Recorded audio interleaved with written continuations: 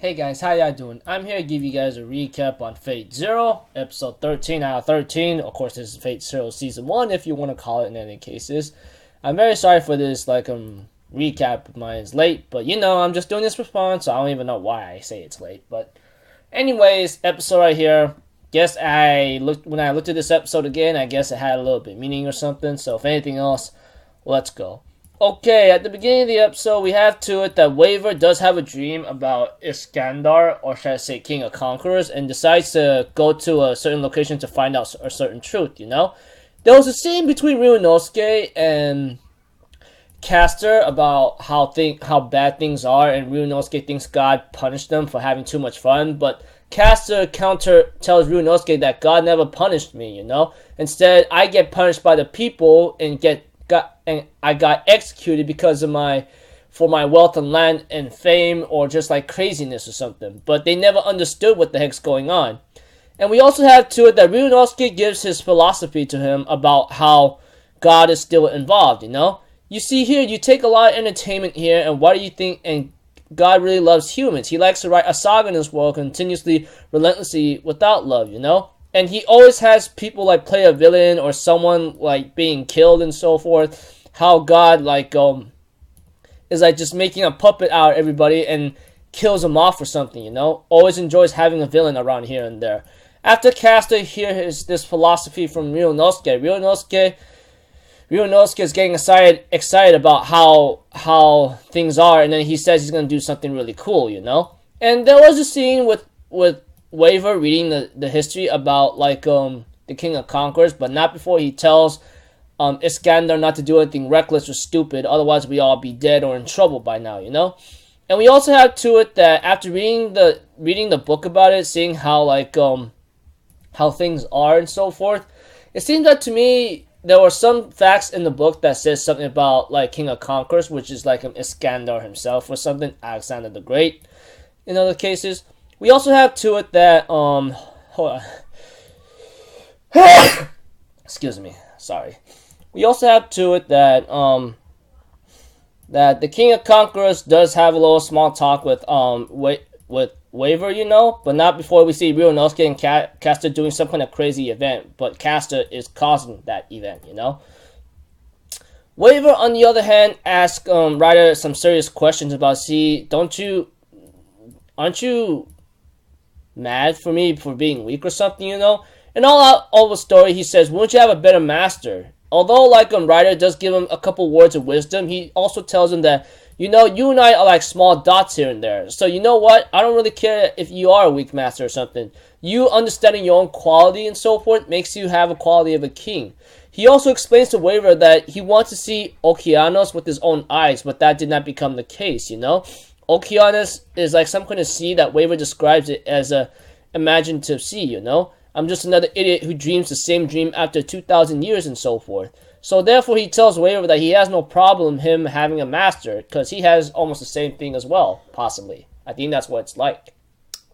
But until then, Waver and Ryder realizes that Cass is causing some kind of ruckus at the river, while Lancer tells Solau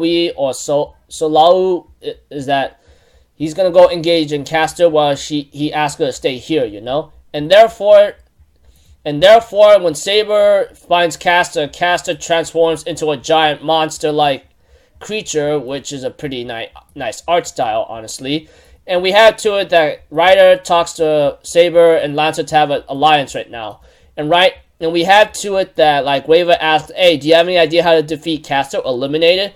But Irisfield mentions we had to get rid of this guy before it goes on to land and it gets its own food source. The moment that happens, once it starts finding its own food source, etc., it will be self-sufficient. It will have no problem, and all hell will break loose in other cases. And we have to it that Lancer suggests an idea where you guys have to make his noble phantasm visible. The moment you do that, I'll launch my gay diag to do the finishing blow. And therefore Saber asks Lancer will you be able to do so? And Lancer says, as long as I'm able to see it, it should be no problem.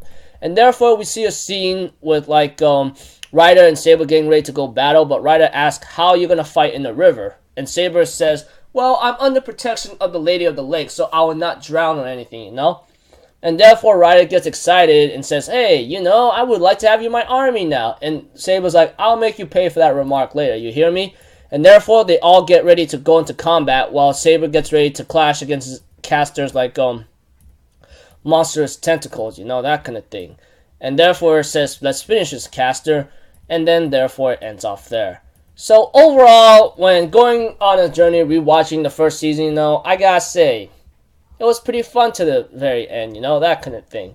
And I actually had some enjoyment out of it, you know, just by looking back on certain scenes, rewatching them, and how I thought about them the first time 2 years ago, you know.